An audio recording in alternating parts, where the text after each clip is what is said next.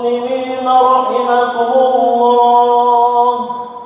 روي عن أبي هريرة رضي الله عنه أن النبي صلى الله عليه وسلم قال: إذا قلت لصاحبك يوم الجمعة أنصت والإمام يخطب فقد لغوت، ومن لغى فلا جمعة له. أنصتوا واسمعوا وأطيعوا رحمكم الله. أنصتوا واسمعوا وأطيعوا رحمكم الله. أنصتوا واسمعوا وأطيعوا رحمكم الله.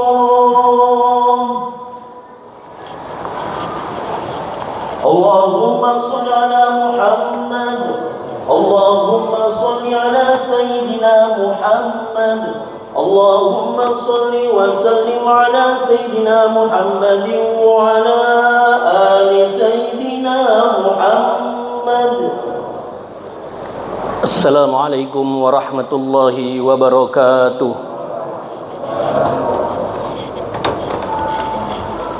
Allah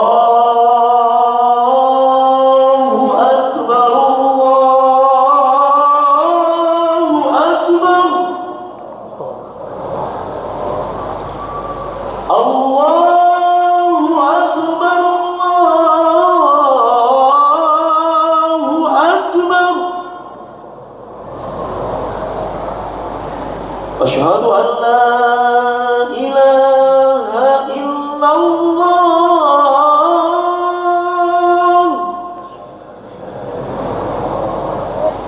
أشهد أن لا إله إلا الله.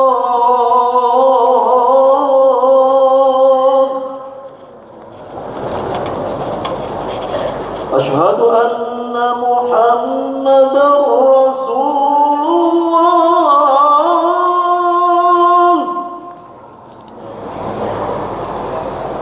أشهد أن محمدا رسول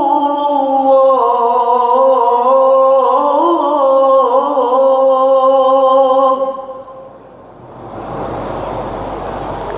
حي على الصلاة.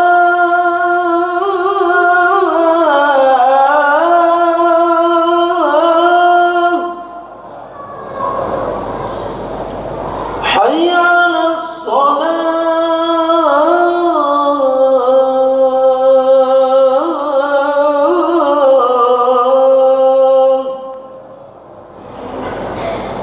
حي على الفلاح.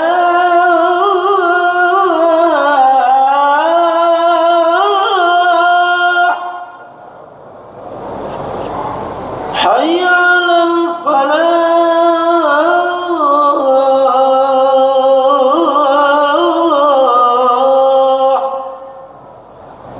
الله أكبر. الله أكبر. لا إله إلا الله.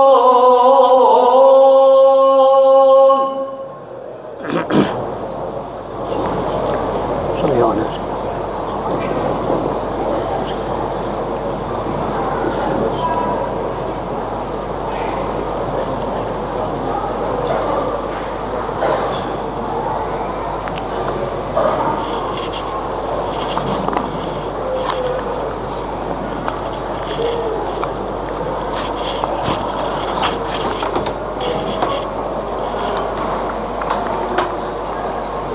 الحمد لله الذي لا يخيب من أمله ولا يرد من سأله، ونسأله سبحانه وتعالى أن يجعلنا ممن إذا أنعم عليه شكر، وإذا ابتلي صبر، وإذا أذنب استغفر.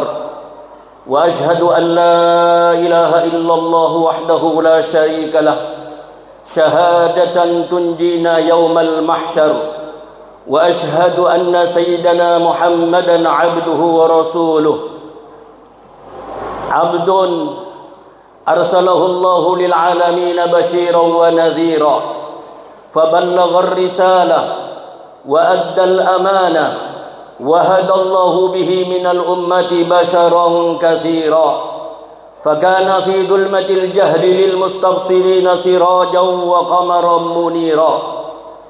اللهم صل وسلم وكرم ومجد وعظم وترحم على سيدنا وحبيبنا وشفيعنا وعظيمنا ونور قلوبنا ومنقذنا ومولانا محمد الفاتح لما أغلق والخاتم لما سبق ناصر الحق بالحق والهادي إلى صراطك المستقيم وعلى آله حق قدره ومقداره العظيم. صلاة تفتح لنا بها أبواب الرضا والتيسير وتغلق عنا بها أبواب الشر والتعسير وتكون لنا بها وليا ونصير. أنت ولينا ومولانا فنعم المولى ونعم النصير. أما بعد فيا أيها الأحبة في الله أوصيكم وإياي بتقوى الله وطاعته ولا تموتن إلا وأنتم مسلمون. فقد قال الله سبحانه وتعالى في محكم تنزيله وبقوله يهتدي المهتدون وصدق الله العظيم حيث قال يا أيها الذين آمنوا اتقوا الله وقولوا قولا سديدا يصلح لكم أعمالكم ويغفر لكم ذنوبكم ومن يطع الله ورسوله فقد فاز فوزا عظيما. أما بعد معاشر الحاضرين jamaah Jumat rahimakumullah. Tidak terasa hari ini kita sudah berada di hari yang ketiga dari bulan Sya'ban, yang artinya 3 hari yang lalu kita sudah ditinggalkan oleh bulan Rajab. Di bulan ini dan bulan sebelumnya, junjungan kita Nabi besar Muhammad sallallahu alaihi wasallam senantiasa memperbanyak membaca doa yang diriwayatkan oleh Imam Ahmad di dalam kitab Musnadnya, begitu juga oleh Imam At-Tabarani di dalam kitab Mu'jamnya, dan oleh Imam Al-Baihaqi di dalam kitabnya Syu'abul Iman, yang direkam oleh sahabat Anas bin Malik radhiyallahu anhu wa arda. Rasulullah sallallahu alaihi wasallam seringkali di bulan-bulan ini memperbanyak membaca doa Allahumma barik lana fi Rajab wa Sya'ban wa ballighna Ramadan. Ya Allah, berkahi kami di dalam bulan Rajab, berkahi kami di dalam bulan Sya'ban, dan sampaikan kami bisa masuk pada bulan Ramadan. 3 hari yang lalu kita ditinggalkan oleh bulan Rajab, maka kita terus memohon kepada Allah Subhanahu wa taala sebagaimana Allah Subhanahu wa taala memberkahi kita di bulan Rajab. Umur kita yang telah diberkahi oleh Allah, rizki kita rizki yang barakah, anak-anak kita semuanya diberkahi oleh Allah sehingga menjadi anak-anak yang soleh dan salihah. Kenikmatan yang diberikan oleh Allah dari nikmat sehat dan nikmat-nikmat yang lain dibarengi dengan keberkahan di bulan Rajab kemarin, maka kita terus memohon kepada Allah agar keberkahan itu nyambung pada bulan Sya'ban saat ini. Sekaligus kita mohon kepada Allah, mudah-mudahan kita semua dihantarkan oleh Allah masuk pada bulan Ramadan dalam keadaan sehat walafiat, istiqamah kita ibadah kepada Allah sehingga mengantarkan kita semua menjadi orang-orang yang selamat dunia, selamat akhirat, bahagia di dunia, bahagia akhirat. Fid dunya hasanah wa fil akhirati hasanah wa qina adzabannar. Amin ya rabbal alamin. Ma'asyiral hadirin jamaah Jumat rahimakumullah. Rasulullah sallallahu alaihi wasallam bersabda dalam rangka keagungan dan kemuliaan bulan ini, maka beliau bersabda, Rajab syahrullah wa Sya'ban syahri wa Ramadan syahru ummati. Bulan Rajab adalah merupakan bulannya Allah, sedangkan bulan Sya'ban adalah merupakan bulannya Kanjeng Nabi Muhammad sallallahu alaihi wasallam, sedangkan bulan Ramadan adalah bulan umatnya. Atau sebagian ulama mengatakan adalah bulan Rajab adalah merupakan bulan waktu kita bertanam, bulan Sya'ban waktu kita nyirami tanaman, sedangkan bulan Ramadan adalah bulan waktu kita panen pahala-pahala yang sudah disiapkan oleh Allah Subhanahu wa taala. Sebagian ulama lagi mengatakan bahwa bulan Rajab adalah syahrul istighfar, bulan di mana kita dianjurkan untuk memperbanyak membaca istighfar, dan sudah kita lewati bersama-sama. Mudah-mudahan istighfar mengantarkan kita di bulan Rajab kemarin semua dosa-dosa kita diampuni oleh Allah Subhanahu wa taala. Sedangkan bulan Sya'ban adalah bulan as-salatu 'alan nabiyil mukhtar, bulan berkesempatan kita semua memperbanyak membaca salawat kepada Kanjeng Nabi Muhammad sallallahu alaihi wasallam sesuai dengan apa yang disabdakan oleh beliau, Sya'ban syahri, bulan Sya'ban adalah bulanku.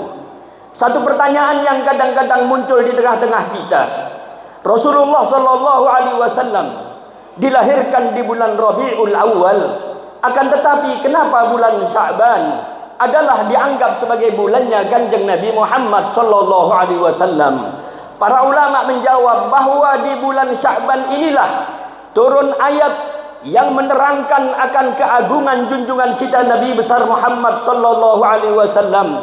Ayat tersebut adalah yang sering kita baca, sering kita simak, dan sering kita kumandangkan. Innallaha wa malaikatahu yusalluna 'alan nabi ya ayyuhalladzina amanu sallu 'alaihi wa sallimu taslima. Sesungguhnya Allah dan para malaikat sama-sama bersolawat kepada Kanjeng Nabi Muhammad sallallahu alaihi wasallam.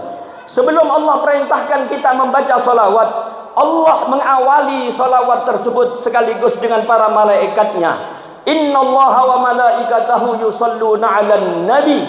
Ini adalah merupakan satu keagungan dari sekian kemuliaan-kemuliaan yang diberikan oleh Allah kepada Kanjeng Nabi Muhammad sallallahu alaihi wasallam. Lantas kemudian tidak berhenti sampai di situ, kita pun diperintah oleh Allah, ya ayyuhalladzina amanu sallu 'alaihi wa sallimu taslima. Ma'asyiral hadirin jamaah Jumat rahimakumullah, banyak sekali ayat-ayat Al-Qur'an yang menunjukkan akan keagungan Kanjeng Nabi Muhammad sallallahu alaihi wasallam. Satu di antaranya adalah ketika Allah memerintahkan para nabi dan para rasul terdahulu, mereka semua diperintahkan oleh Allah hanya untuk kaumnya masing-masing. Tetapi tidak demikian dengan Kanjeng Nabi Muhammad sallallahu alaihi wasallam. Allah utus Kanjeng Nabi kepada seluruh bangsa manusia, bahkan jin, malaikat, dan benda-benda padat serta binatang semuanya bernabikan Nabi Muhammad sallallahu alaihi wasallam. Sehingga di dalam Al-Quran sering kita dapati nabi-nabi terdahulu mengatakan, ya Bani Israel, ya qaumi, wahai kaumku, wahai Bani Israel. Tetapi junjungan kita Nabi besar Muhammad sallallahu alaihi wasallam difirmankan dalam Al-Quran, ya ayyuhan nas, wahai seluruh manusia. Ini menunjukkan akan keagungan junjungan kita Nabi besar Muhammad sallallahu alaihi wasallam. Berikutnya, ketika kita membuka Al-Quran, mulai dari surat Al-Fatihah sampai surat akhir daripada Al-Quran, yaitu surat An-Nas, kita dapati Allah Subhanahu wa ta'ala memanggil semua para nabi dan para rasul dengan nama-nama mereka masing-masing. Allah panggil Nabi Adam dengan panggilan ya Adam. Allah panggil Nabi Musa, ya Musa. Allah panggil Nabi Isa, ya Isa. Allah panggil Nabi Yahya, ya Yahya. Semua nabi dipanggil dengan namanya masing-masing. Orang Jawa mengatakan dijambal oleh Allah Subhanahu wa ta'ala. Sementara tidak ada satupun Allah Subhanahu wa ta'ala memanggil junjungan kita Nabi besar Muhammad sallallahu alaihi wasallam dengan panggilan namanya. Akan tetapi karena mulianya Kanjeng Nabi, dipanggilnya dengan panggilan kehormatan dan kemuliaan beliau.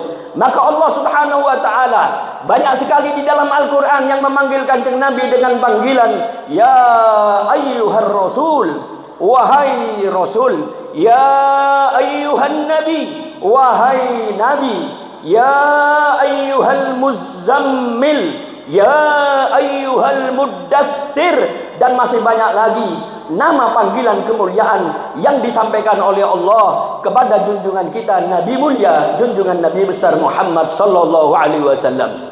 Begitu juga ma'asyiral hadirin jamaah Jumat rahimakumullah. Ketika Nabi Musa memohon kepada Allah akan dilapangkan dadanya, maka Nabi Musa mengatakan, Rabbishrahli sadri. Ya Allah, lapangkan dadaku. Sementara Allah Subhanahu wa taala memberikan hadiah, karunia dan kemuliaan itu kepada Kanjeng Nabi Muhammad sallallahu alaihi wasallam tanpa Kanjeng Nabi meminta. Allah sudah berfirman, Allah Subhanahu wa taala berfirman, alam nashrah laka sadrak, bukankah aku telah melapangkan dadamu. Inilah kemuliaan yang diberikan oleh Allah kepada junjungan kita Nabi besar Muhammad sallallahu alaihi wasallam. Berikutnya Nabi Ibrahim pernah berdoa, wallazi atma'u an yaghfira li khati'ati yaumaddin, dan yang aku senantiasa tamak untuk mendapatkan pengampunan atas kesalahan-kesalahanku nanti di hari kiamat. Nabi Ibrahim minta agar kesalahan dan dosanya diampuni, kesalahannya diampuni oleh Allah Subhanahu wa taala. Tapi Kanjeng Nabi Muhammad sallallahu alaihi wasallam langsung diberikan hadiah dan kemuliaan itu dalam firman-Nya, inna fatahna laka fatham mubina liyaghfira lakallahu ma taqaddama min dzambika wa ma ta'akhkhar. Allah mengampuni dosa-dosamu, kesalahan-kesalahanmu yang berlalu dan yang akan datang. Ini kemuliaan tanpa meminta. Nabi sudah diberikan karunia tersebut oleh Allah Subhanahu wa taala. Nabi Ibrahim pernah juga berdoa, wala tuhzini, jangan engkau hinakan aku ya Allah. Akan tetapi Kanjeng Nabi Muhammad sallallahu alaihi wasallam diberikan karunia oleh Allah, yauma la yukhzillahun nabi. Pada hari itu Allah Subhanahu wa taala tidak akan pernah menghinakan Kanjeng Nabi, tidak akan merendahkan Kanjeng Nabi, bahkan umatnya pun semuanya diberikan kemuliaan oleh Allah Subhanahu wa taala. Begitu juga Nabi Ibrahim pernah berdoa, hasbi Allah, cukuplah bagi kami adalah Gusti Allah. Akan tetapi Allah berfirman untuk Nabi Muhammad sallallahu alaihi wasallam, ya ayyuhan nabi hasbukallah, wahai nabi cukuplah bagi engkau adalah Gusti Allah. Inilah masih banyak ayat-ayat yang menerangkan akan keagungan dan kemuliaan junjungan kita Nabi besar Muhammad sallallahu alaihi wasallam. Ayat-ayat tersebut disambung oleh Kanjeng Nabi Muhammad dalam banyak sabda-sabda beliau. Rasulullah sallallahu alaihi wasallam bersabda, ana sayyidu waladi Adam, aku adalah penghulu, pemimpin anak-anak keturunan Nabi Adam seluruh manusia. Adam wa man ba'dahu tahta liwa'i yaumal qiyamah. Nabi Adam dan seluruh para nabi besok ada di belakang benderaku di hari kiamat. Bahkan Kanjeng Nabi bersabda, al-jannatu haramun 'alal anbiya. Surga diharamkan oleh Allah untuk dimasuki oleh seluruh para nabi sebelum surga itu dimasuki oleh Kanjeng Nabi Muhammad sallallahu alaihi wasallam. Bahkan surga diharamkan untuk dimasuki oleh seluruh umat-umat, mulai umat Nabi Adam sampai umat akhir zaman, sebelum surga itu dimasuki oleh umat Kanjeng Nabi Muhammad sallallahu alaihi wasallam. Terus kita mohon kepada Allah Subhanahu wa taala. Jangan bosan-bosan kita terus minta kepada Allah agar kita diakui di hari kiamat sebagai umatnya Kanjeng Nabi Muhammad sallallahu alaihi wasallam. Jangan sampai di dunia kita mengaku-ngaku sebagai umat Kanjeng Nabi, tapi justru di akhirat kita bukan termasuk orang-orang yang menjadi umatnya Kanjeng Nabi Muhammad sallallahu alaihi wasallam. Dalam satu hadis yang diriwayatkan oleh Imam Ahmad di dalam kitab Musnadnya dari Sayyidatuna Aisyah radhiyallahu anha wa arda, Rasulullah sallallahu alaihi wasallam bersabda, inni 'alal haud, aku berada di dalam telaga, Antadiru man yariduhu alayya minkum. Aku menunggu orang-orang yang akan masuk ke telaga ini dari kalian-kalian semua. Fala yuqatta'anna qala rijalun duni. Maka diputus, dilarang masuk orang-orang sebagian daripada kalian semua. Fala aqulanna ya Rabb ummati ummati. Maka di saat banyak orang-orang yang tidak diperkenankan masuk ke telaganya Kanjeng Nabi Muhammad sallallahu alaihi wasallam, maka kemudian aku langsung mengatakan, ya Rabb ummati ummati. Ya Allah, mereka itu umatku, persilahkan mereka masuk, izinkan mereka masuk, mereka adalah umatku semua ya Allah, yang kau larang itu adalah umatku semua ya Allah. Fala yuqalanna li, maka dikatakan kepada aku pada saat itu, innaka la tadri ma amilu ba'dak. Wahai Nabi Muhammad, engkau tidak tahu apa yang dikerjakan oleh mereka orang-orang yang aku larang masuk setelah kematianmu. Ma zalu yarji'una ala aqabikum. Mereka terus-terusan, mereka banyak yang kembali, mereka banyak yang murtad daripada agamamu wahai Nabi Muhammad sallallahu alaihi wasallam. Sangat mengerikan ma'asyiral hadirin jamaah Jumat. Apa yang dikatakan oleh Kanjeng Nabi Muhammad sallallahu alaihi wasallam adalah dalam rangka saking beratnya kepada umat ini. Tapi kenyataan umat di akhir zaman seperti yang dikatakan oleh Al-Habibul Imam Abdullah bin Husain bin Tahir rahimahullah wa radiya anhu wa arda, laqad kasura fi hadzal zaman at-tasahulu fil kalam.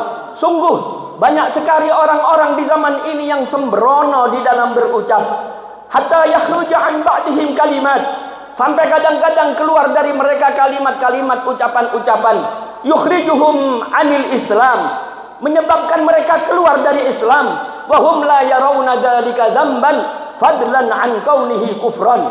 Mereka tidak merasa bahwa ucapan-ucapan mereka adalah mengandung dosa, apalagi mereka merasa bahwa mereka sudah keluar dari Islam. Inilah yang dikatakan oleh Allah Subhanahu wa taala, mereka kembali menjadi orang-orang murtad. Ma'asyiral hadirin jamaah Jumat rahimakumullah. Akhir zaman tidak sedikit orang-orang yang kita dapati mengaku dirinya sebagai orang Islam, tetapi masih mengakui nabi selain dan setelah Kanjeng Nabi Muhammad sallallahu alaihi wasallam. Mereka adalah kelompok daripada orang-orang Ahmadiyah.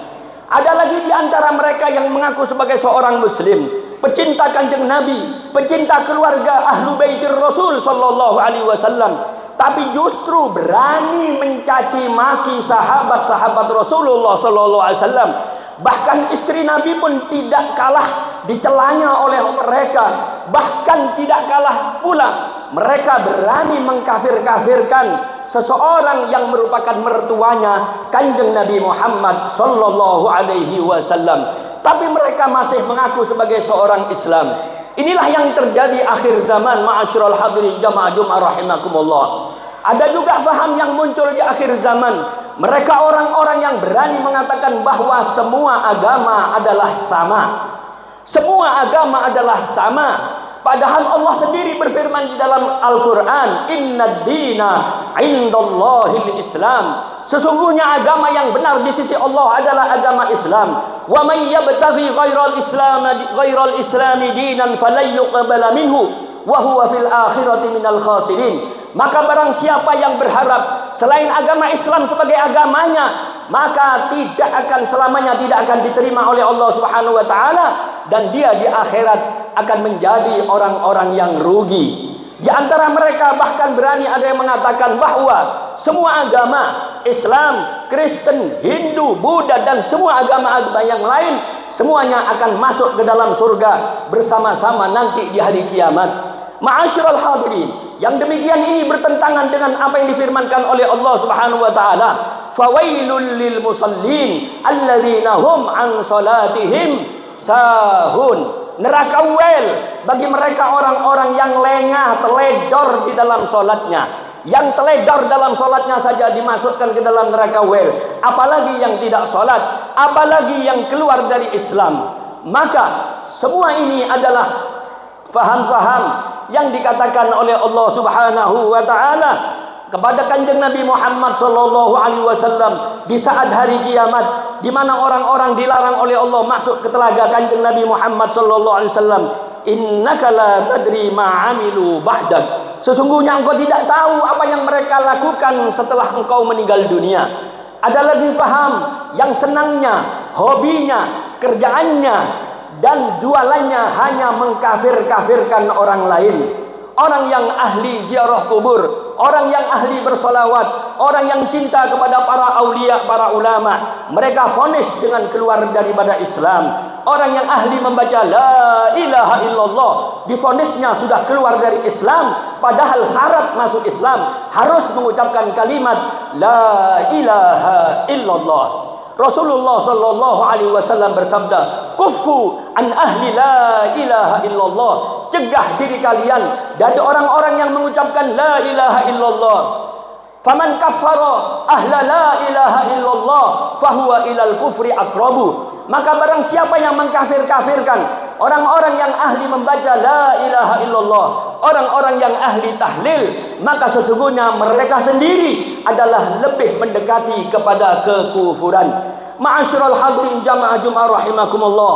Terus-terusan kita tidak boleh bosan untuk memohon dan memohon kepada Allah Subhanahu wa taala agar kita semua diakui sebagai umat Kanjeng Nabi Muhammad sallallahu alaihi wasallam. Pengakuan itu bukan dari diri kita ketika di dunia, tapi lebih daripada itu adalah pengakuan langsung dari Kanjeng Nabi Muhammad sallallahu alaihi wasallam. Mudah-mudahan kita semua diselamatkan oleh Allah Subhanahu wa taala. Berkah daripada bulan Sya'ban saat ini, mudah-mudahan orang tua kita semua diampuni oleh Allah. Berkah daripada bulan Sya'ban, bulannya Kanjeng Nabi, anak-anak kita menjadi anak-anak yang soleh solihah, keluarga kita yang sakit diberikan kesembuhan oleh Allah Subhanahu wa taala, kita semua tetap diberikan sehat walafiat, istiqomah kita ibadah kepada Allah Subhanahu wa taala.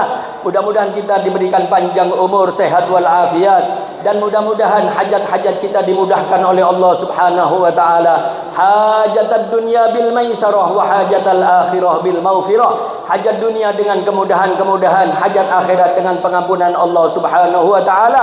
Pada akhirnya kalau sudah waktunya kita diundang oleh Allah, kita mohon kepada Allah berkah daripada bulan Sya'ban, syafaat Kanjeng Nabi Muhammad sallallahu alaihi wasallam, berkah dari para aulia-aulia kita, para ulama-ulama kita. Allah akhiri hidup kita, orang tua kita, keluarga kita, anak-anak kita, semua orang-orang yang kita cintai dalam keadaan husnul khatimah. Ya Allah biha, ya Allah biha, ya Allah bihusnil khatimah. Ya Allah biha, ya Allah biha, ya Allah bihusnil khatimah. Ya Allah biha, ya Allah biha, ya Allah bihusnil khatimah. Husnul khatimah ba'da tulil umur fi ta'atillah wa ta'ati rasulih sallallahu alaihi wasallam. Dan Allah jauhkan kita, hindarkan kita dari bala musibah sekecil apapun. Akhirnya di akhirat kita akan berkumpul bersama Kanjeng Nabi Muhammad sallallahu alaihi wasallam karena kecintaan kita kepada Kanjeng Nabi, karena hormat kita kepada ahlu baitin Nabi, karena kecintaan kita kepada sahabat Nabi Muhammad sallallahu alaihi wasallam. Almar'u ma'a man ahab yaumal qiyamah. Seseorang akan dikumpulkan bersama siapa yang ia cintai besok di hari kiamat. Allahumma ja'alna minhum. Mudah-mudahan kita semua dikumpulkan bersama Kanjeng Nabi Muhammad sallallahu alaihi wasallam. Amin ya rabbal alamin. Inna ahsanal kalam wa abyana an-nizam kalamullahil malikil mannani dzil jalali wal ikram. A'udzu billahi minasy syaithanir rajim. Bismillahirrahmanirrahim.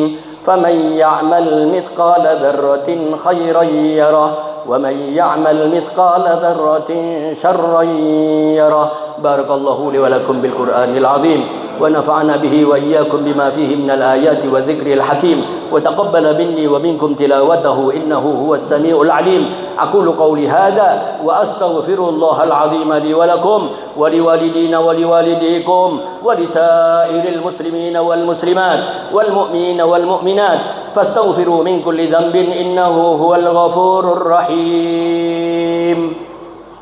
Allahumma shalli ala sayyidina Muhammadin wa ala ali sayyidina Muhammad.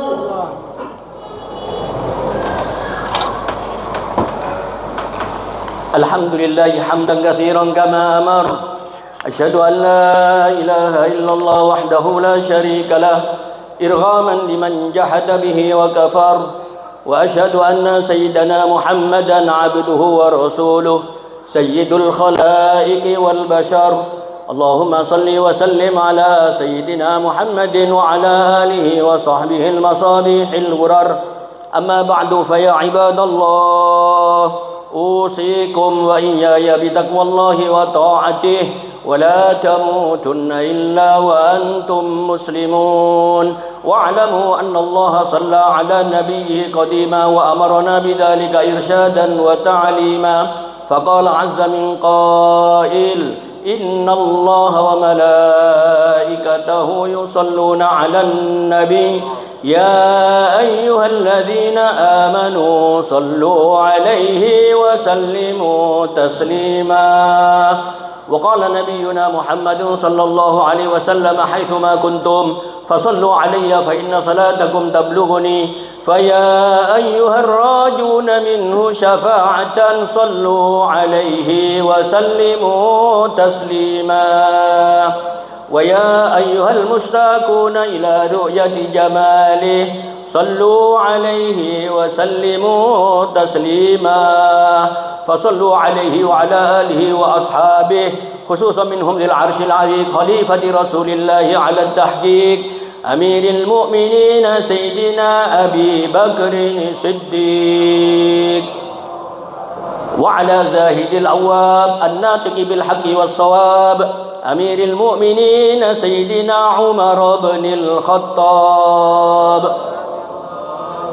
وعلى جامع القرآن بالنورين والبرهان أمير المؤمنين سيدنا عثمان بن عفان، وعلى أسد الله الغالب إمام المشارق والمغارب أمير المؤمنين سيدنا علي بن أبي طالب،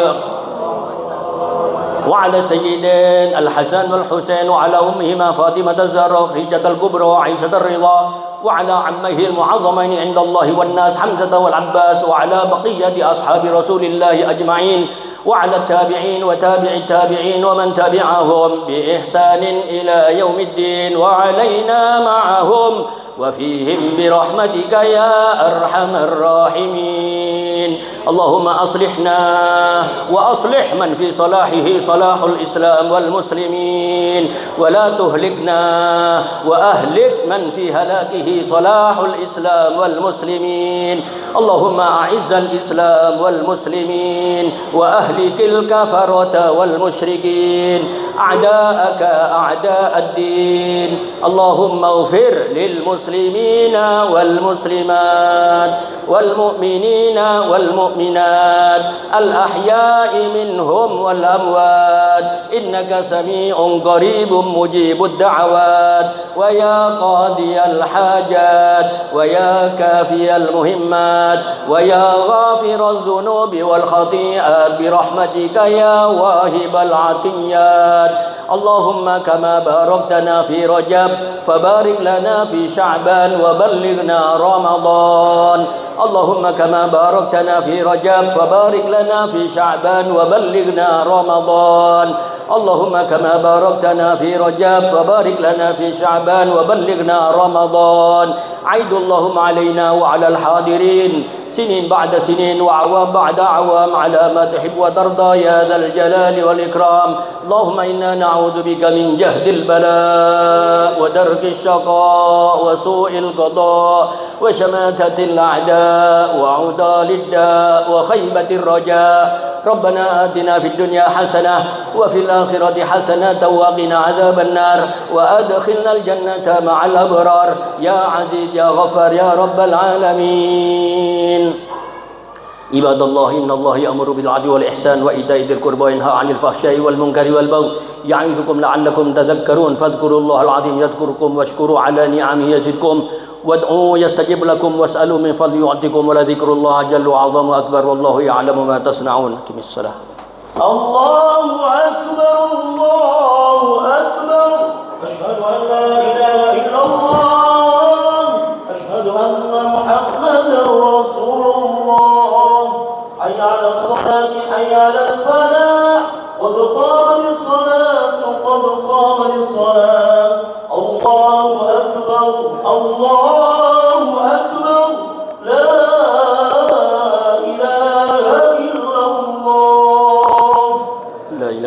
الله سيدنا محمد رسول الله صلى الله عليه وسلم استووا اعتدلوا سووا صفوفكم تراصوا بين أكتافكم وأقدامكم يرحمنا ويرحمكم الله فإن تسوية الصفوف من تمام الصلاة فإن تسوية الصفوف من إقامة الصلاة رب اجعلني مقيم الصلاة ومن ذرية ربنا وتقبل دعاء اللهم آتني أفضل ما تؤتي عبادك الصالحين الله أكبر الله أكبر الله أكبر كبيرا والحمد لله كثيرا وسبحان الله وجهت وجهي ونسكي ومحياي أعوذ بالله من الشيطان بسم الله الرحمن الرحيم الحمد لله رب العالمين الرحمن الرحيم مالك يوم الدين إياك نعبد وإياك نستعين اهدنا الصراط المستقيم صراط الذين أنعمت عليهم غير المغضوب عليهم ولا الضالين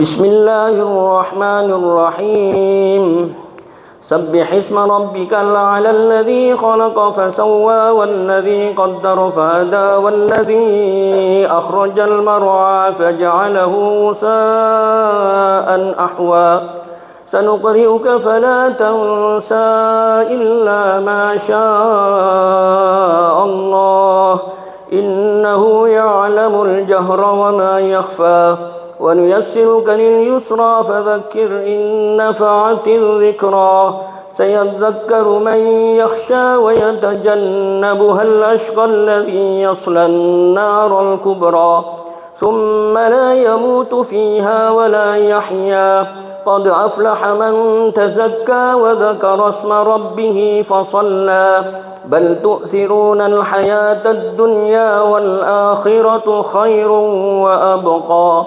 إن هذا لفي الصحف الأولى صحف إبراهيم وموسى الله أكبر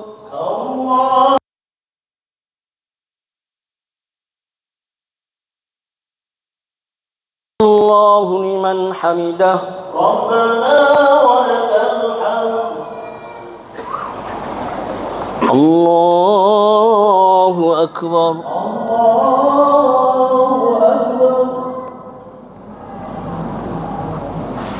الله أكبر الله أكبر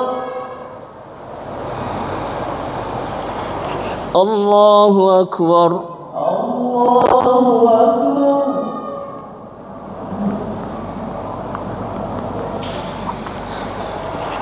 الله أكبر الله أكبر بسم الله الرحمن الرحيم الحمد لله رب العالمين الرحمن الرحيم مالك يوم الدين إياك نعبد وإياك نستعين اهدنا الصراط المستقيم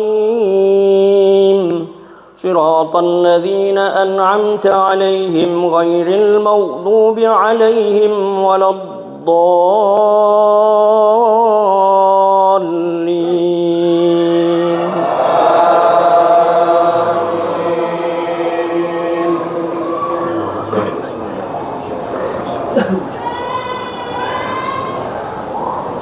بسم الله الرحمن الرحيم والضحى والليل إذا سجى ما ودعك ربك وما قلى وللآخرة خير لك من الأولى ولسوف يعطيك ربك فترضى ألم يجدك يتيما فآوى ووجدك ضالا فهدى ووجدك عائلا فأغنى فأما اليتيم فلا تقهر وأما السائل فلا تنهر وأما بنعمة ربك فحدث.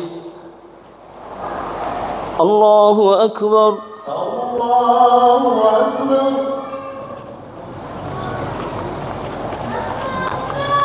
سمع الله لمن حمده. ربنا ولك الحمد. اللهم سلمنا والمسلمين وعافنا والمسلمين وارحمنا والمسلمين والطف بنا والمسلمين وقنا وإياهم شر مصائب الدنيا والدين. اللهم إنا نعوذ بك من جهد البلاء. اللهم إنا نعوذ بك من جهد البلاء. اللهم إنا نعوذ بك من جهد البلاء ودرك الشقاء وسوء القضاء وشماتة الأعداء وعضال الداء خيبة الرجاء. صلى الله على سيدنا محمد النبي الأمي وعلى آله وصحبه وبارك وسلم. الله أكبر.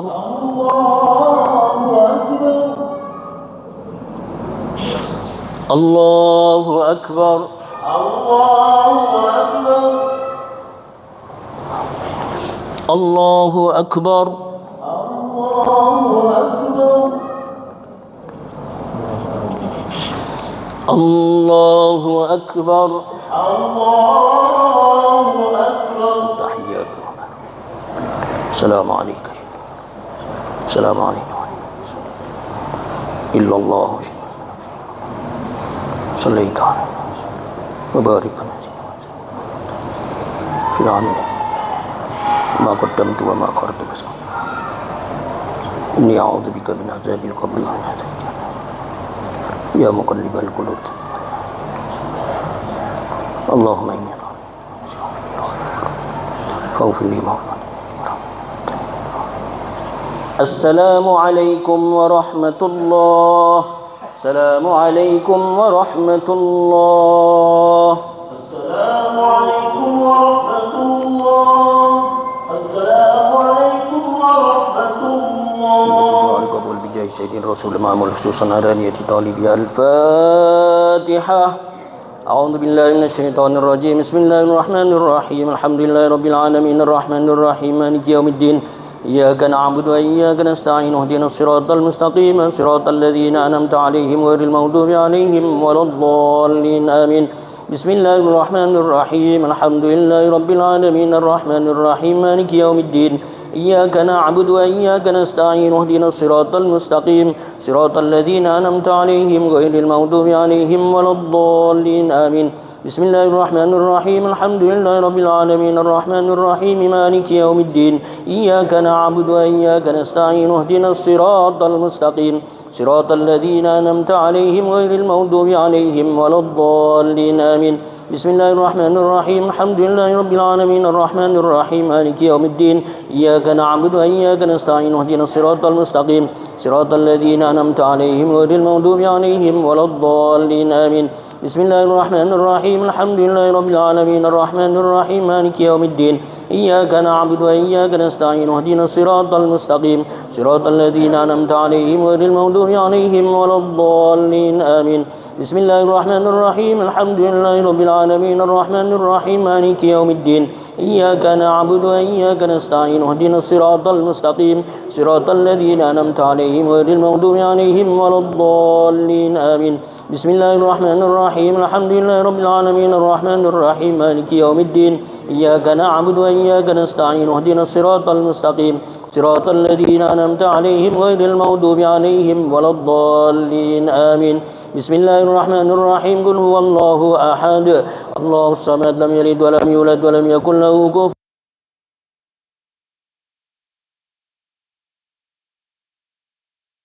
يولد ولم يكن له كفوا أحد بسم الله الرحمن الرحيم قل هو الله أحد الله الصمد لم يلد ولم يولد ولم يكن له كفوا أحد بسم الله الرحمن الرحيم قل هو الله أحد الله الصمد لم يلد ولم يولد ولم يكن له كفوا أحد بسم الله الرحمن الرحيم قل هو الله أحد الله الصمد لم يلد ولم يولد ولم يكن له كفوا أحد بسم الله الرحمن الرحيم قل هو الله أحد الله الصمد لم يلد ولم يولد ولم يكن له كفوا أحد بسم الله الرحمن الرحيم قل هو الله أحد الله الصمد لم يلد ولم يولد ولم يكن له كفوا أحد لا إله إلا الله والله أكبر بسم الله الرحمن الرحيم قل أعوذ برب الفلق من شر ما خلق ومن شر غاسق إذا وقب ومن شر النفاثات في العقد ومن شر حاسد إذا حسد بسم الله الرحمن الرحيم قل أعوذ برب الفلق من شر ما خلق ومن شر غاسق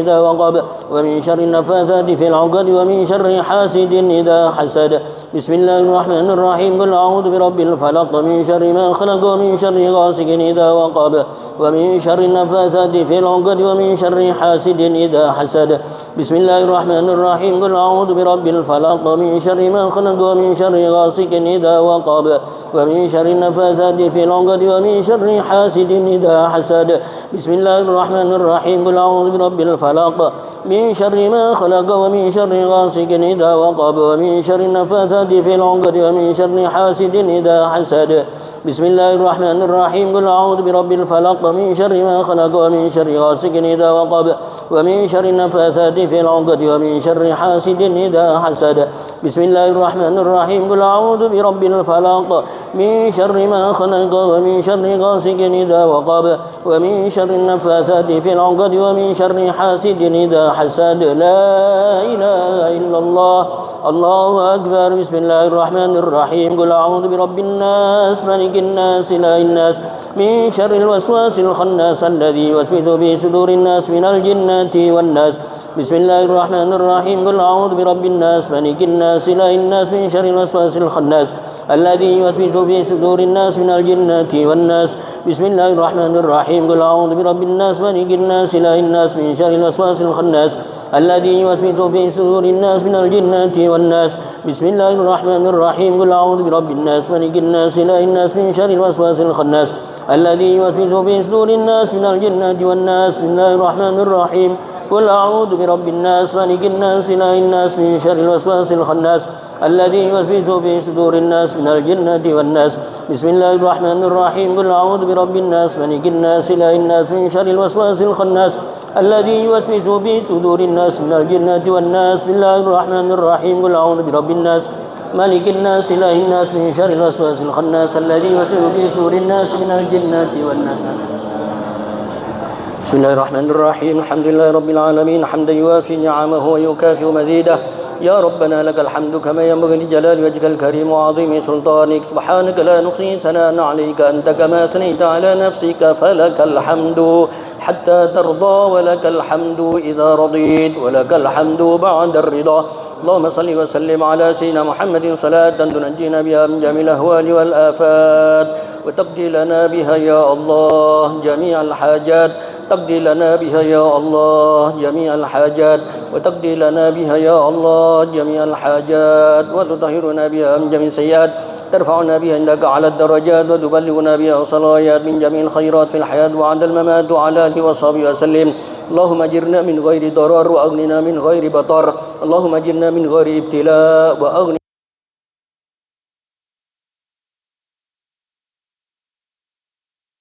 من الأعمال أزكاها ومن الأخلاق أطيبها ومن الأرزاق أجزلها ومن العافية أكملها ومن الدنيا خيرها ومن الآخرة نعيمها اللهم أعنا على ذكرك وشكرك وحسن عبادتك تقبل منا إنك أنت السميع العليم تب علينا يا مولانا إنك أنت التواب الرحيم اللهم إنا نسألك العفو والعافية والمعافاة الدائمة في الدين والدنيا والآخرة اللهم كما باركتنا في رجب فبارك لنا في شعبان وبلغنا رمضان أعده اللهم علينا وعلى الحاضرين سنين بعد سنين وعوام بعد عوام على ما تحب وترضى يا ذا الجلال والإكرام ربنا آتنا في الدنيا حسنة وفي الآخرة حسنة وقنا عذاب النار وأدخلنا الجنة مع الأبرار يا عزيز يا غفار يا رب العالمين sallallahu ala sayyidina Muhammadin wa ala alihi wa sahbihi wa baraka wa sallam. Alhamdulillahi rabbil alamin. Taqabbalallahumma ya maulana bi sirril Fatihah.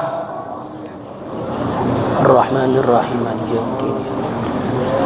Assalatu ala khairil ghaibin Al-Habib Muhammad Abdul Sulaiman Al-Haddad Yaman Al-Habib Abdullah bin Ahmad Bahari Lima Al-Habib Muhammad bin Ahmad Bahari